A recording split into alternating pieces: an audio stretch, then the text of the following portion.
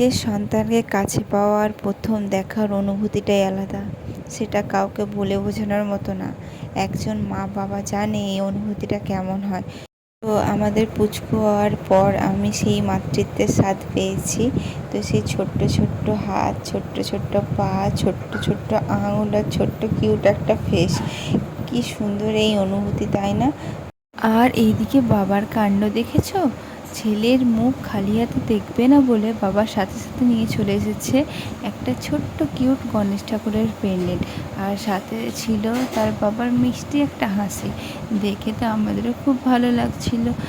আর আর এই পর্যন্তই আজ রইলো, দেখা হচ্ছে নেক্সট ভিডিওতে।